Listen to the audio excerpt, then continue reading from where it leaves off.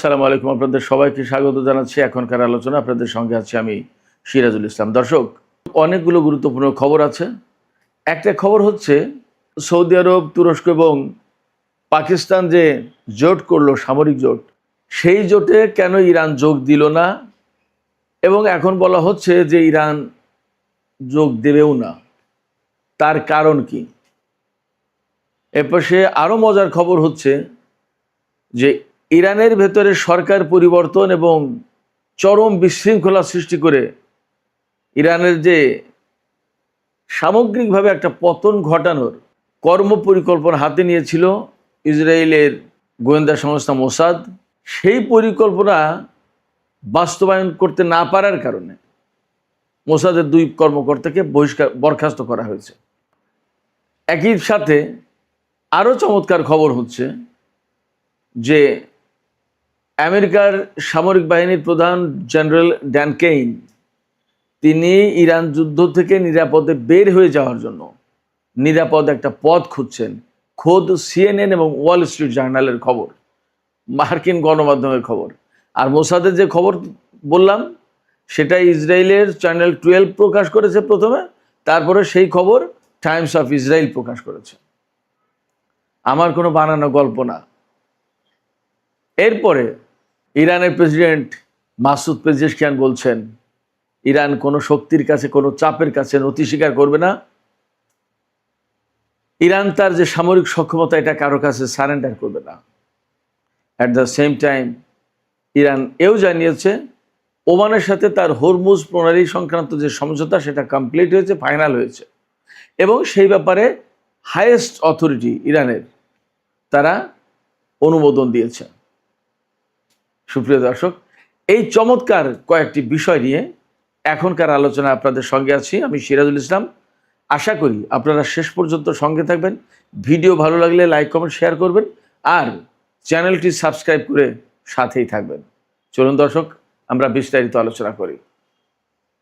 প্রথম আলোচনা যেখান থেকে করতে চাই সেটি হচ্ছে, যেহেতু মক্কা চুক্তি, মুসলিম নেটো জোট গঠনের একটা ব্যাপার স্যাপার আছে, সেটা খুবই গুরুত্বপূর্ণ, এবং বলা যায় ইরান যুদ্ধকে কেন্দ্র করে এই ঘটনা ঘটল, সো কল্ড মুসলিম নেটো জোট।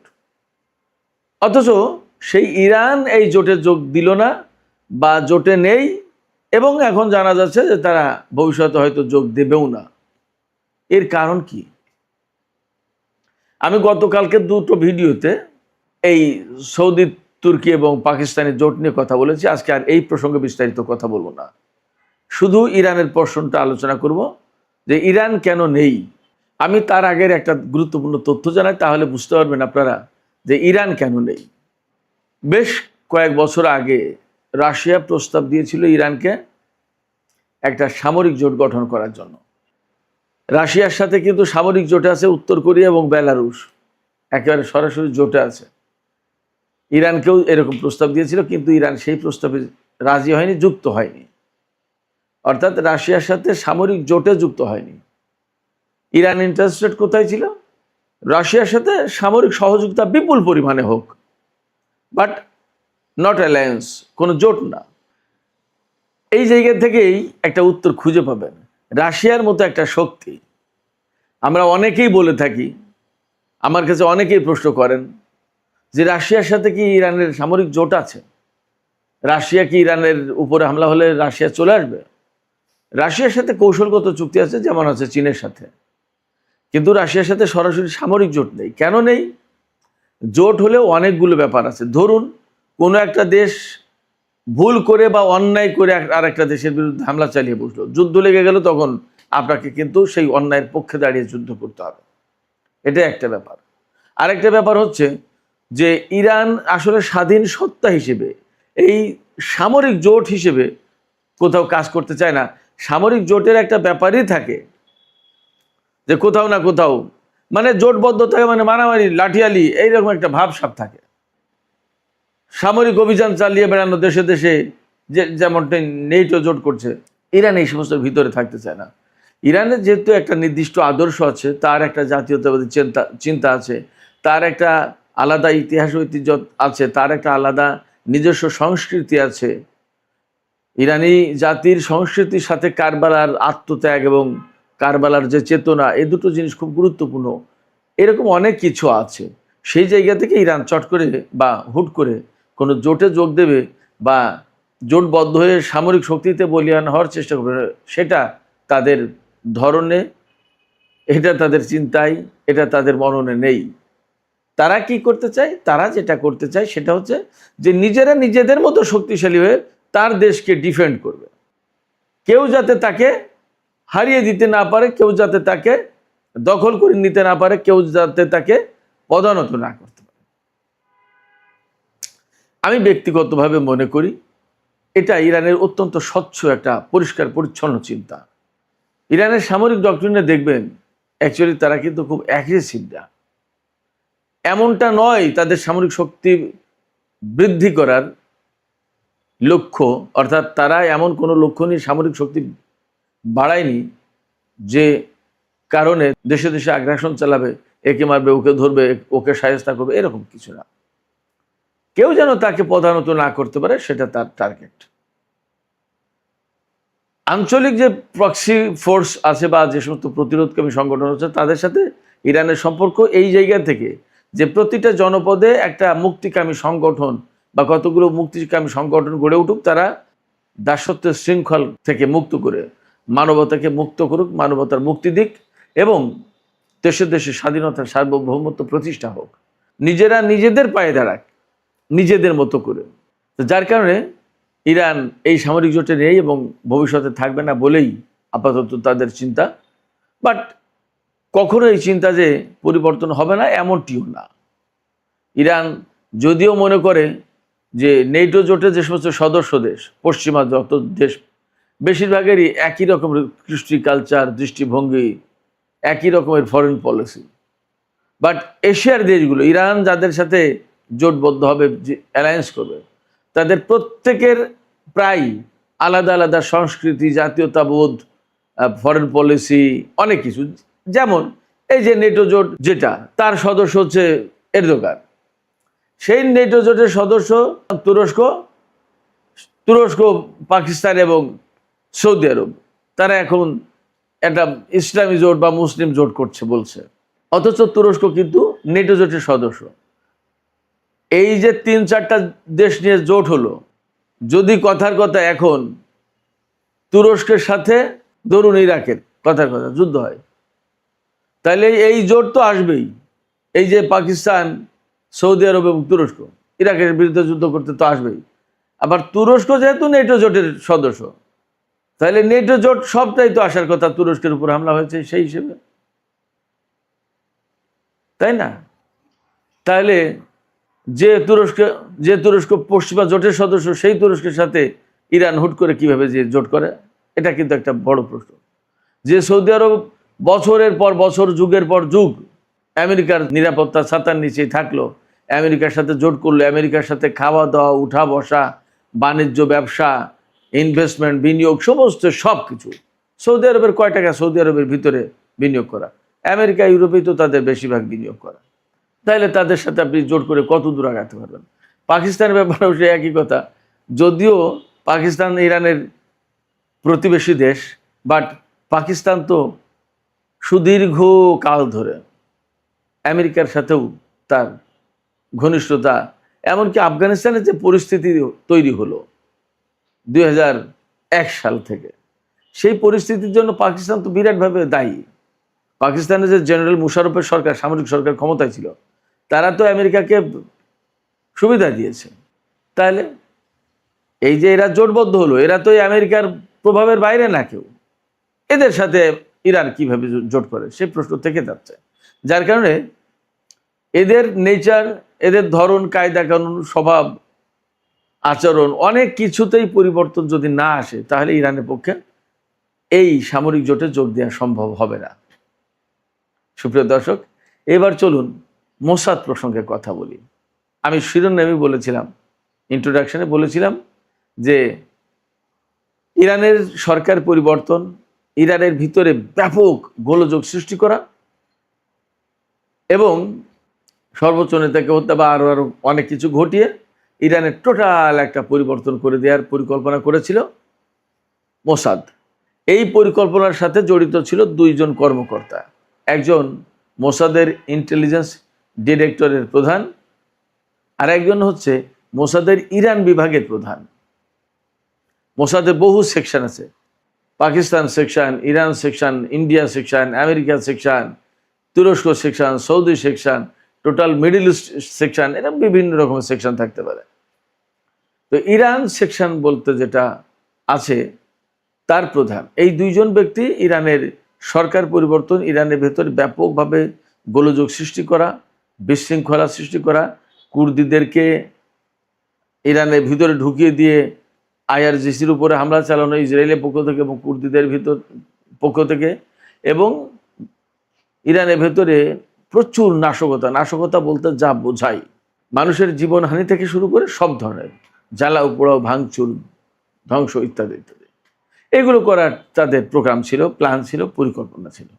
এবং এই পরিকল্পনা যে শতভাগ সাকসেস হবে এইরকম ভরসা দেওয়া হয়েছিল নেতানিয়াহুকে, এবং নেতানিয়াহু সেই পরিকল্পনা ডোনাল্ড ট্রাম্পকে বলেছিল। বলা হচ্ছে, দাবি করা হচ্ছে খবরে যে এই পরিকল্পনা দেখে সিআইএর লোকজন, সিআইএর মার্কিন কেন্দ্রীয় গোয়েন্দা সংস্থা যেটা সিআইএ, তারা হাসাহাসি করেছিল এবং বলেছিল এটা বাজে একটা পরিকল্পনা, এটা হবে না। কিন্তু নেতানিয়াহু ডোনাল্ডকে ব্যক্তিগতভাবে বৈঠক করে পারসুয়েট করেছিল। এবং আমি সেই শুরু থেকে বলে আসছি, ডোনাল্ড ট্রাম্পকে নেতানিয়াহু খুব বড় একটা আশার বাণী শুনিয়েছিল। সেই আশার বাণীটা হচ্ছে যে শেষ জামানায় একজন খুব খারাপ একজন শাসক আসবে, সেই খারাপ শাসক হচ্ছে ইরানের আলী খামেনি, সাবেক সর্বোচ্চ নেতা আয়াতুল্লাহ আলী খামেনি। আর তাকে একজন হত্যা করবে, একজন খ্রিস্টান রাজা, কিং, সেই কিং হচ্ছেন আপনি ডোনাল্ড ট্রাম্প। আপনি তাকে হত্যা করলে এই যে বাইবেলের যে বর্ণনা, সেই বর্ণনার কিং আপনি হয়ে যাচ্ছেন, স্বর্গে চলে যাবে ডোনাল্ড ট্রাম্প। এদের কিন্তু স্বর্গ নরক এগুলো তো বিশ্বাস আছে, খ্রিস্টান ইহুদি এরা তো আল্লাহ খুদাই বিশ্বাস করে। আরেকটা আশা দিয়েছিল, আমি শুরু থেকে বলে আসছি, সেই আশাটা হচ্ছে যে ইরানকে কবজা করতে পারলে পুরো মধ্যপ্রাচ্য কাত, আর কিচ্ছু করা লাগবে না। এখানে প্রচুর পরিমাণে সম্পদ আদি ইত্যাদি ইত্যাদি যত যা কিছু আছে সমস্ত সব কিছুর একচেটিয়া মালিক আমেরিকা, ডোনাল্ড ট্রাম্প, যা পৃথিবীর কোনো সরকার প্রধান, রাষ্ট্রপ্রধান করতে পারেনি, ডোনাল্ড ট্রাম্প সেটা করে দেবে। এই কথা বলার পরে ফুলে ফেপে মোটা হয়ে উঠলো ডোনাল্ড ট্রাম্প। এমনি তো উনি একটু মোটা ফ্যাটম্যান, ফুলে ফেপে মোটা হয়ে গেলো, ওই যে ফলে না। এরপরে আর তাকে আমেরিকার কোনো কর্মকর্তা, গোয়েন্দা সংস্থার লোকজন তাকে আর থামাতে পারেনি, ডোনাল্ড ট্রাম্পকে। ইরানের উপর হামলা চালিয়ে দিয়েছে। এবং ওই পরিকল্পনায় ডোনাল্ড ট্রাম্পকে আর একটা কী বলেছিল নেতানিয়াহু, ডোনাল্ড ট্রাম্প কিন্তু ইসরায়েলকে বাঁচানোর জন্য, শক্তিশালী করার জন্য, মধ্যপ্রাচ্যে তার প্রভাব প্রতিপত্তি বিস্তার করার জন্য এই যে আব্রাহাম অ্যাকর্ড এনেছে, অনেক কিছু করে। নেতানিয়াহু বলেছিল যে আপনি ইরানের সম্পদ আদি থেকে শুরু করে মধ্যপ্রাচ্য কন্ট্রোল করবেন, আর আমি এখানে বৃহত্তর ইসরায়েল প্রতিষ্ঠা করবো, আমার একটা ইসরায়েল রাষ্ট্র দরকার বড়। তো ইরানকে ডিমলিশ করে দিলে আর কিচ্ছু লাগে না, সব তো শেষ। এই পরিকল্পনায় দুইজন শুরু করলো যুদ্ধ ইরানের বিরুদ্ধে। এবং যুদ্ধ শুরু করার পর 28শে ফেব্রুয়ারি থেকে প্রথম দিনেই তো ইরানের সর্বোচ্চ নেতা থেকে শুরু করে সেনা কমান্ডার, মন্ত্রী, মিনিস্টার অনেক কিছু হত্যা করলো। সাথে সাথে শিশু স্কুলেও হামলা চালিয়ে 160-170 জনকে তো দুনিয়া থেকে বিদায় করে দিল। একদম প্রথম দিকে তো বহু হতাশবাদী মানুষ তারা ধরে নিয়েছিল যে ইরান শেষ, আর সম্ভব না। কিন্তু ইরানের বাহিনী, সামরিক বাহিনী যে এইভাবে ঘুরে দাঁড়াবে এবং প্রতিরোধ করবে এবং আজকের এই অবস্থায় আসবে, এটা অনেকের ধারণা ছিল। তো ইরানের সামরিক বাহিনী, বিশেষ করে আইআরজিসি, যাদের মূল দায়িত্ব বিপ্লব রক্ষা করা, তারা ঘুরে দাঁড়ালো এবং অসম্ভব শক্তিমত্তা নিয়ে ইসরায়েল এবং আমেরিকা যে ইরানের উপর হামলা চালালো সেগুলো অনেকটা প্রতিহত করলো, ঠেকালো, এবং তারা পাল্টা হামলা চালালো। যতটা ঠেকালো তার চেয়ে বেশি মাত্রায় আরো পাল্টা হামলা চালালো। ইরানের সামরিক বাহিনীর স্ট্র্যাটেজি ছিল এই যে ওরা হামলা চালাচ্ছে আমাদের উপর, আমরাও যদি ওদের উপর হামলা চালাই পাল্টা, এবং ওদের সামরিক সক্ষমতা বিশেষ করে ঘাঁটি, ওদের বিমান, এগুলো যদি ধ্বংস করে দিতে পারি, তাহলে ওরা হামলা চালাবে কি দিয়ে, কোথায় থাকবে? তখন হামলা চালানোর মতো অবস্থা থাকবে না। অতএব কাজ ওইটাই করতে হবে। এবং তারা একদম চোখ বন্ধ করে মার্কিন ঘাঁটি ধ্বংস করার মিশন নিয়ে মাঠে নামলো, শুরু করে দিল। এবং আপনারা দেখেছেন আমার গল্পরা, আমেরিকার গণমাধ্যমে কি বলছে, কত বিমান তাদের ধ্বংস হয়েছে, কত ড্রোন ধ্বংস হয়েছে, F-15, F-16, F-35, যত গর্বের জিনিস, যেটা ইরানের আকাশে প্রবেশ করেছে ওইটাই মেরে দিয়েছে। কিছু কিছু পালিয়েছে। প্রসঙ্গক্রমে বলে রাখি, গত পরশুদিন ইরানে একটা প্রদর্শনী হয়েছে। সেই প্রদর্শনীতে F-15, F-35, KC-130 হারকিউলিস বিমান, আমেরিকার সর্বাধুনিক ড্রোন, ইসরায়েলের হেরমেস ড্রোন, এগুলো প্রায় অনেকটা অক্ষত অবস্থায় নামিয়েছে বা ভূপাতিত করেছে। এই সমস্তগুলোর প্রদর্শনী করেছে ইরান, যে এইগুলো আমরা ধ্বংস করেছি, দেখো। আমি আপনাদেরকে বলি, আরও অনেক কিছু প্রদর্শনী আপনারা পাবেন, অনেক কিছু বাকি আছে। ইরানের হাতে অনেক কিছু আছে, ওয়েট, দেখতে পাবেন, অনেক কিছু আছে। আমেরিকা এমনি ইরানের কাছে নত হচ্ছে না। এই যে যুদ্ধ থেকে নিরাপদে সরে যাওয়ার চেষ্টা করছে, এমনি না। যাই হোক, তো তাদের পরিকল্পনা ব্যর্থ করে দিয়েছে অনেকটা কি, মানে ব্যর্থ করেছে কি সফল করেছে আপনারা তো দেখছেন, আপনারাই বলেন। যার প্রেক্ষাপটে ইরানের সামরিক বাহিনীর বা IRGC-র এই প্রতিরোধের মুখে ইরানের হয়তো সর্বোচ্চ নেতাকে বা আরও কিছু কিছু কর্মকর্তাকে পৃথিবী থেকে বিদায় দেওয়া গেছে, বাট যে টার্গেট নিয়ে তারা এসেছিল তার একটাও পূরণ হয়নি। না সরকারের পরিবর্তন হয়েছে, না তাদের পরমাণু কর্মসূচি ধ্বংস করতে পেরেছে, না তাদের ক্ষেপণাস্ত্র কর্মসূচি ধ্বংস করতে পেরেছে, না একটা তাদের মন মতো পুতুল সরকার বসাতে পেরেছে। বরং উল্টো আরও কি ঘটেছে, হরমুজ প্রণালী আটকে দেওয়া থেকে শুরু করে এখন দেখেন, আপনারা তো দেখতে পাচ্ছেন। মানে ধরুন, শিয়াল যদি মুরগি ধরতে যায়, আর যদি আপনি মুরগি ব্যবহার করেন তাকে ফাঁদ হিসেবে, তাহলে তো শিয়াল তো মুরগির লোভে ঢুকে গেল ফাঁদে, এবার আটকে গেল, তারপরে কি করবে? শিয়ালকে ধরে আপনারা কি করবেন? ইরান সেইটা করেছে, যার কারণে এখন হরমুজে আটকা। আপনারা চিন্তা করেন যে আমেরিকার সামরিক বাহিনী, নৌবাহিনী, যাদের জাহাজ দেখলে মানুষের পিলে চমকে যায়।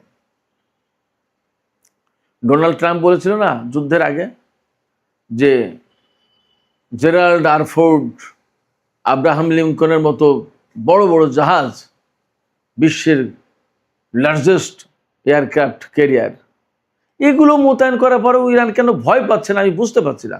ডোনাল্ড ট্রাম্প বলেছিল, এরকম একটা জাহাজ একটা দেশের উপকূলে নিয়ে যে মোতায়েন করে যদি বলা যায় এটা করো, নইলে কিন্তু এই জাহাজ, তাতেই তো সব শেষ।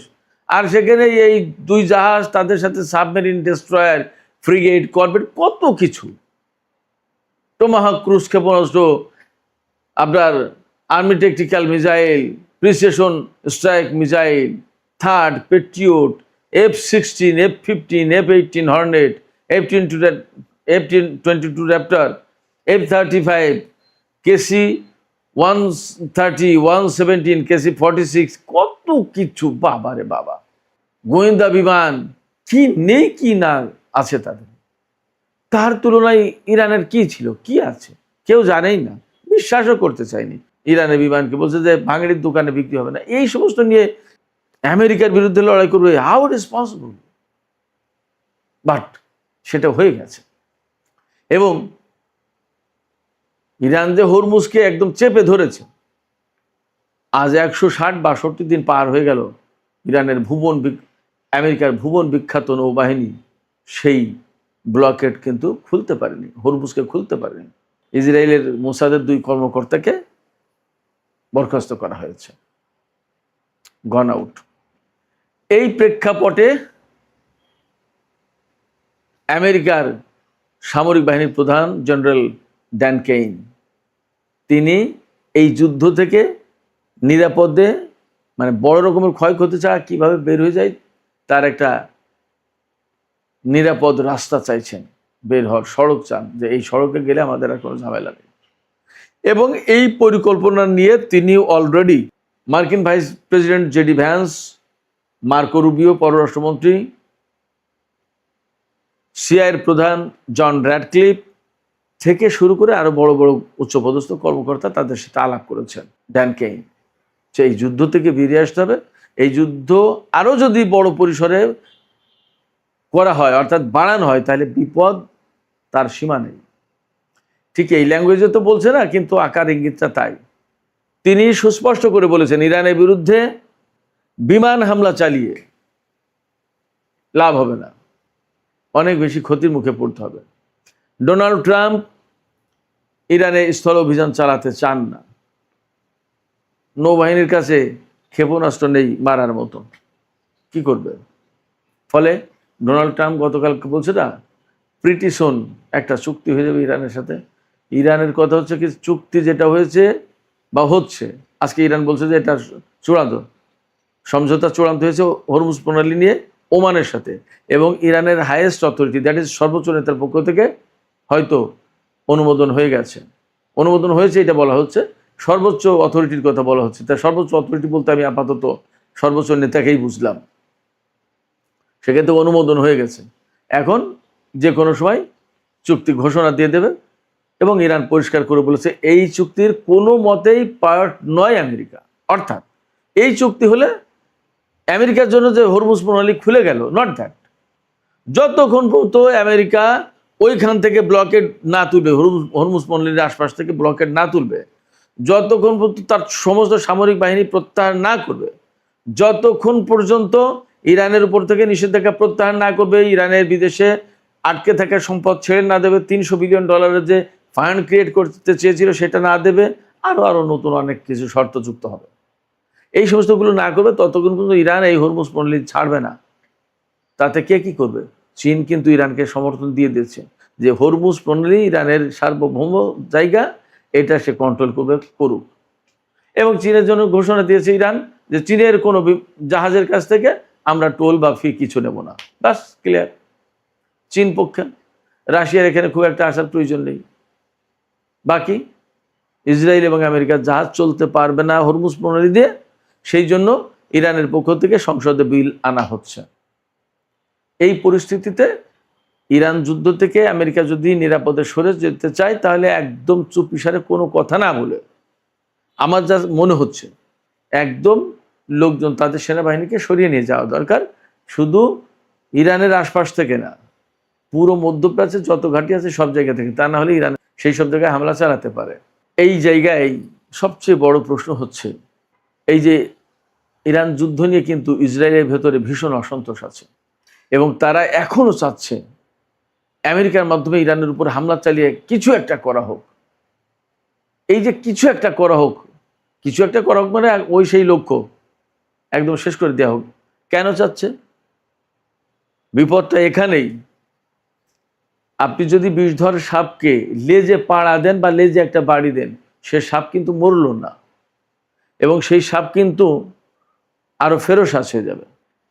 ইসরায়েল এবং আমেরিকা যা করেছে তাতে ইরানের যদি সরকার পরিবর্তন না করতে পারে, তাহলে এর পরিণতি ইসরায়েলকে ভোগ করতে হবে আমেরিকা সরে যাওয়ার পরে। ইসরায়েল হয়তো এই ধরনের ভয় পাচ্ছে, যার কারণে তারা এখনো চেষ্টা করছে আমেরিকাকে দিয়ে ইরানকে কিভাবে ধ্বংস করে দেওয়া যায়। আর ইরান তার নিজস্ব সামরিক শক্তি এবং তাদের সক্ষমতা কৌশল দিয়ে টিকে থাকার চেষ্টা করছে, এবং এই পর্যন্ত এই জায়গা থেকে আমেরিকা হয়তোবা যে কোনোভাবেই হোক, মধ্যস্থতাকারীদের মাধ্যমে হোক বা যেভাবে হোক, একটা দফা রফা করে চলে যাবে, এবং সম্ভবত যুদ্ধ শেষ হয়ে যাচ্ছে। আমি এখানে ছোট্ট করে একটা তবে বলে একটা কথা বলে রাখি, তবে বা কিন্তু, সেটা হচ্ছে এই যে এইরকম আশার প্রদীপ জ্বালিয়ে, অর্থাৎ আমরা পারছি না, হেরে গেছি, ঘুমন্ত, এটা সেটা বলে দেখা গেল যে আমেরিকা এবং ইসরায়েল হুট করে ইরানের উপর একটা বড় রকমের হামলা চালিয়ে দিলে, এমন হলেও অবাক হবার কিছু থাকবে না, তবে সেই সম্ভাবনা তুলনামূলক কম। সুপ্রিয় দর্শক, এখনকার আলোচনা এখানে শেষ করতে চাই। যাবার আগে আপনাদের কাছে মতামত জানতে চাই। এই যে আলোচনাটা করলাম, এই আলোচনা সর্বপ্রথম আপনাদের কাছে কেমন লাগলো, এই মতামতটা জানান আজকে।